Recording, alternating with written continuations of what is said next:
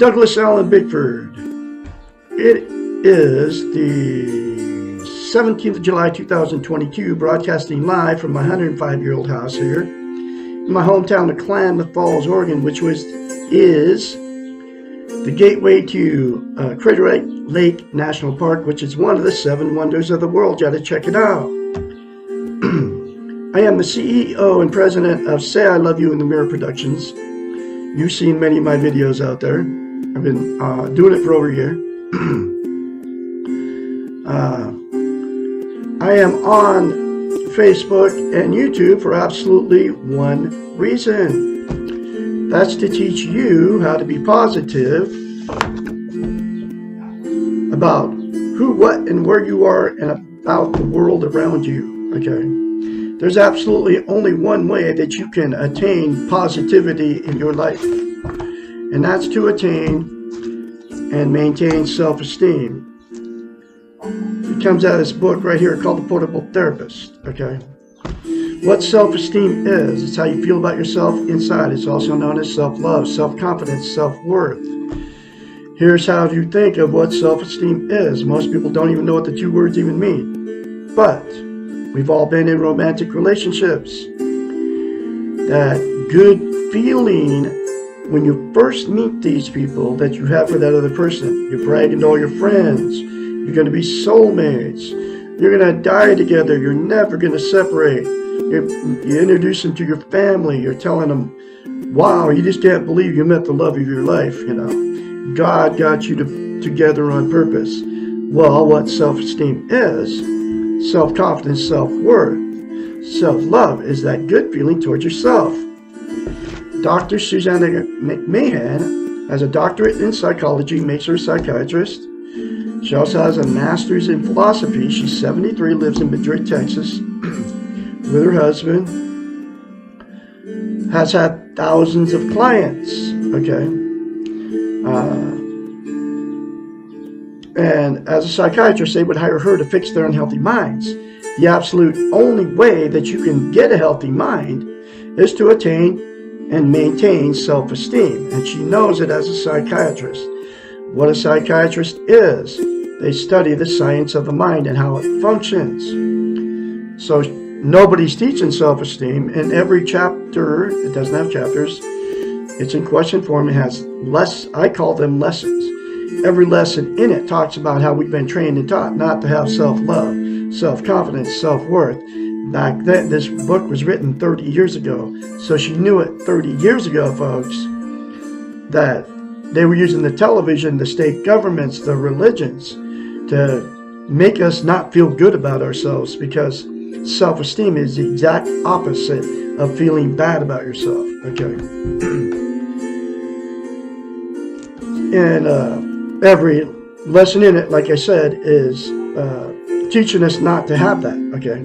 So as a psychiatrist, she knew to help her clients fix their unhealthy minds, she had to give them a way to give themselves self-esteem. Nobody can give you self-esteem except for you.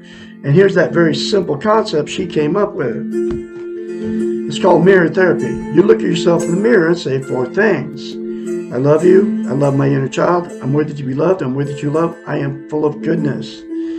Those 4 things to yourself in the mirror daily, instead of criticizing yourself, folks, will give you self-esteem instantaneously. But to maintain that self-esteem, you have to say it, practice it daily, like lifting weights. If you start lifting weights and you stop, you have to start from scratch to build muscle mass. Self-esteem is the exact same thing for the brain, okay? So you have to say it daily, literally for the rest of your life. I love Douglas Allen Bickford. I love my inner child. I'm worthy to be loved, worthy to love. I'm full of goodness. It'll take you less than 10 seconds, just like it takes me less than 10 seconds, okay? I've been saying it myself for well over a year, pushing like 18, 19 months now.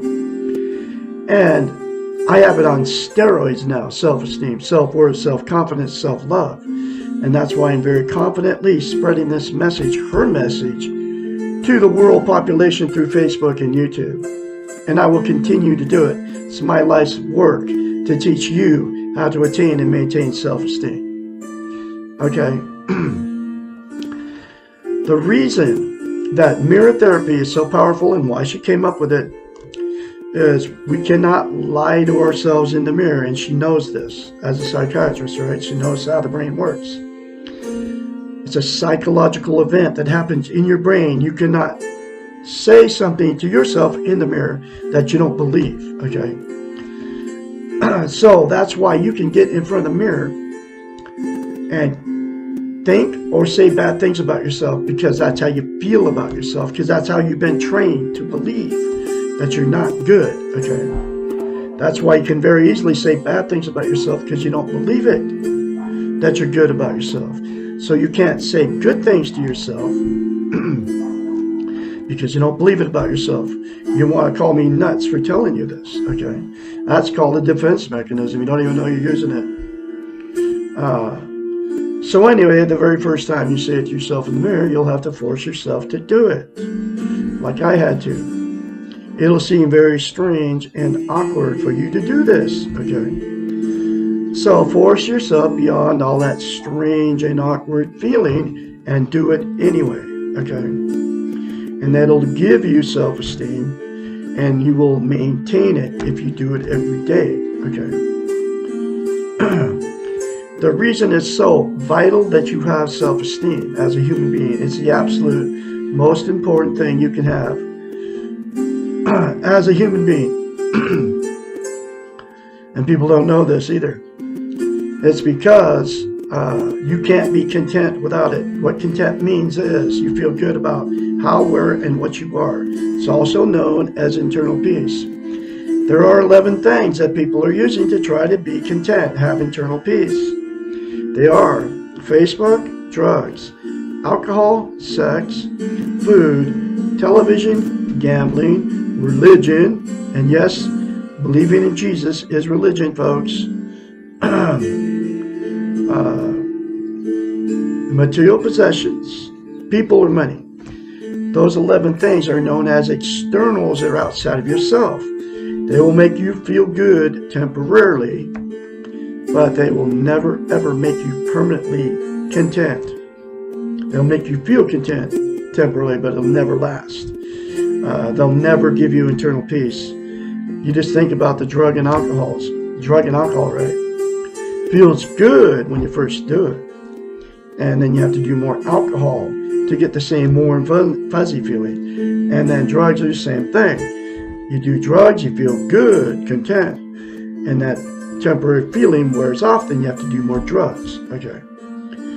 And the other 9 things are exactly the same thing. The like on Facebook. Okay. Makes you feel good to get that like. That's why they don't have a dislike button on Facebook. Because it wouldn't make you feel good about yourself, right? If somebody disliked your post. Alright? So, the other thing, the reason it's so vital as a human being that you get self-esteem and maintain it. Let me go back. There's only absolutely one thing that's going to make you permanently content, and that is the 4 things to yourself in the mirror daily without fail. And get the book and go through the many other concepts in this book that will fix you. Okay. Then it will. The other thing about it, the self-esteem is, you can't love or be loved without it. Okay. So what happens is, in romantic relationships, you'll attract exactly what you are. If you don't have self-esteem, you'll get somebody that doesn't have it. And if you have it, you'll get somebody that does. And what happens in the ones that you meet that don't have it, since you can't love or be loved without it, the relationship, after you've been together for a while, that good feeling goes away. And that's when the fights and the arguments start. The cheating, the lying, the stealing from each other, going to bars, picking up strange people to have sex with, complaining about to all your friends and family how terrible these people are to you, getting in the car, going down the road, the drug and alcohol use, all that. After the relationship turned toxic, to try to make yourself feel good again. So what happens is, because the relationship turned toxic, all fights and arguments and name calling going on, you'll divorce or separate. And then those same two people will go out and jump in another relationship without self-esteem, trying to get the feel good again. And the exact same thing will happen in that relationship without self-esteem, because you didn't get self-esteem before you went in to another relationship. They call it relationship jumping. That's why I've been married 4 times and I've had many failed relationships. Okay. And why you've been married more than once and why you've had many failed relationships. It's because you went in another one without self-esteem, just like me. The next thing that'll happen with two people that got in a relationship without self-esteem is the two people will stay in it forever, because they're being codependent on each other. They're afraid to leave. They can't be alone. They don't want to be embarrassment to all their family, friends, and church members. And they have nowhere to go and they're afraid to leave. Okay. So they'll stay in that terrible relationship forever. Then all the bad continues to happen. And then that gets all transferred onto the children. And then it becomes a dysfunctional family at that point. And then dysfunctional families produce more dysfunctional families down the line, to their children, to their children's children, and it just keeps going on and on. Okay. And then the very last thing that'll happen, the two that got involved with no self-esteem, after so many failed marriages and so many failed relationships, two people that got involved just say, screw it, and exit out of the romantic scene and just be alone for the rest of their lives. But you can't be content without self-esteem. So the two people that exit out of the romantic scene will be just as miserable as they were in that relationship, because you can't be content without self-esteem. You can't have internal peace. So they'll use the 11 things to try to feel good, but they'll still be miserable and they won't even know why. So, my style of teaching, there's a solution to the madness, to all the toxic relationships, to all of those scenarios I just mentioned. That's to attain and maintain self-esteem, which is the 4 things to yourself in the mirror, all parties involved. And get the book and go through the many more concepts in her book that will fix your messed up life. If a person's with a person that doesn't want to change and the relationship remains toxic, then the person who changes themselves will have the strength and the courage to remove themselves from that toxic relationship. It works. Okay. Anyway, so that's all the things that will happen in two that got involved with no self-esteem. I'm going through this book one lesson at a time. Here's that next lesson. Lesson 58. This is my bookmarker. Lone Rider Motor Club.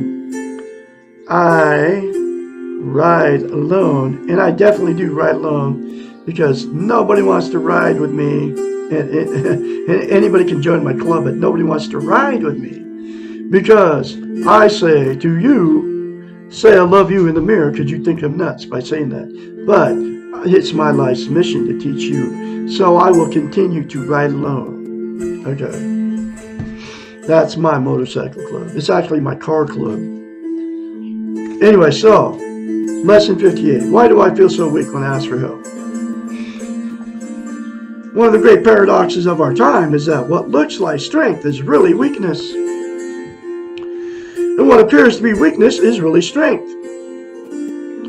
This is particularly true when asking for help. It takes a lot of courage to admit that we do not know, that we are scared and lost. We have been trained, and here's where that training comes in, that every lesson talks about it.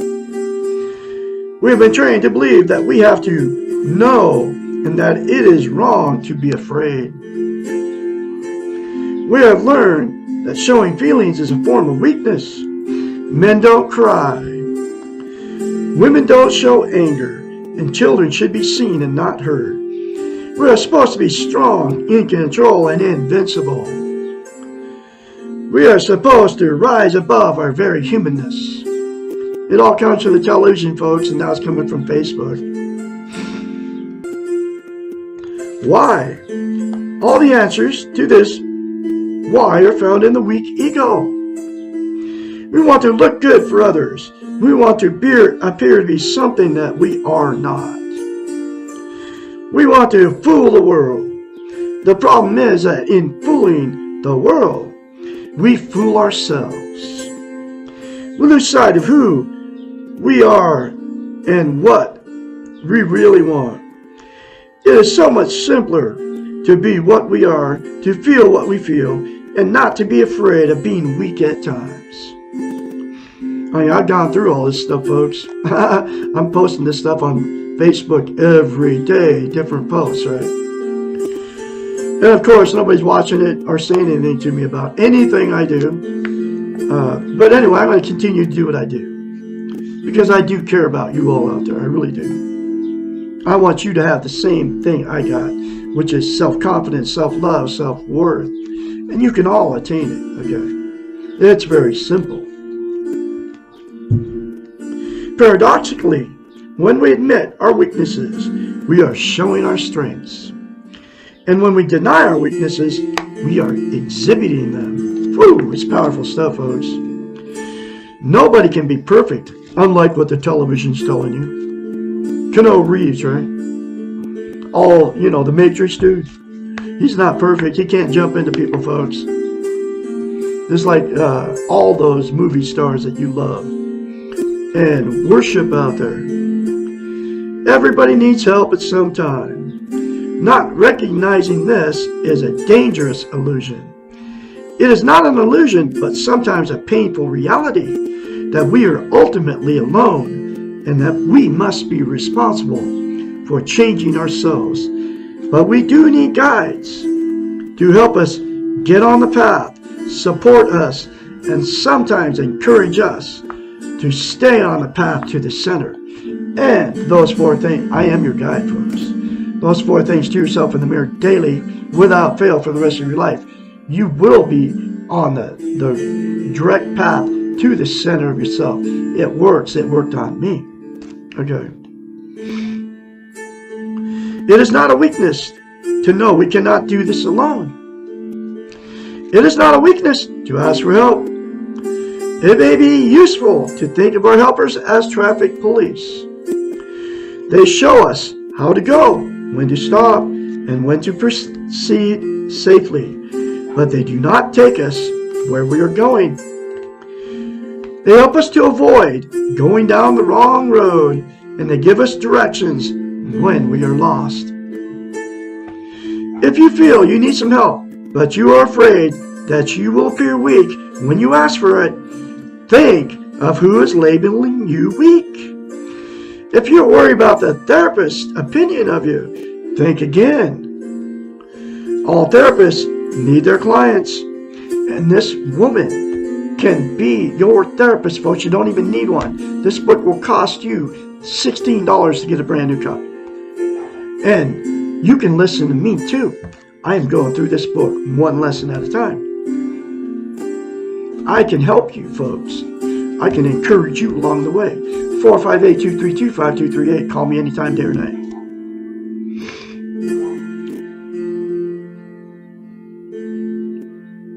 If you feel you need some help, but you are afraid that you will appear weak when you ask for it, think of who is labeling you weak. I'm reading it again. If you're worried about a therapist's opinion of you, think again. All therapists need their clients. Their clients provide their reason for working, and their clients are part of the therapist's own strength. Helping the clients helps the therapist. Every client teaches the therapist something. If you're concerned about others' opinions of you, remember you cannot control what anyone else thinks or feels, and that you are responsible only for yourself. The other person may think what they want, but they cannot live your life for you. You must take care of yourself and let them take care of themselves. If you are worried that you feel weak when you ask for help, welcome this feeling as the beginning of fighting the weak ego. Admit that you feel weak, but ask anyway. If you feel weak and do it anyway, you are being courageous. The hero does not always feel strong. Moments of great courage are usually accompanied by feelings of inadequacy and weakness. And remember, weakness is not a feeling. It is a state of mind that you have learned. And the model that you have learned from is a weak model. Weak in that it is faulty and does not produce balance. Self-esteem, or a positive method with dealing with life. Very powerful lesson for you folks. You can all attain and maintain self-esteem and not feel weak when you ask for help. Because we're all human, we're all in the same boat, folks. 4, things to yourself in the mirror daily. I can be your mentor, like I said, 458-232-5238. Call me anytime, day and night. I encourage you along the way.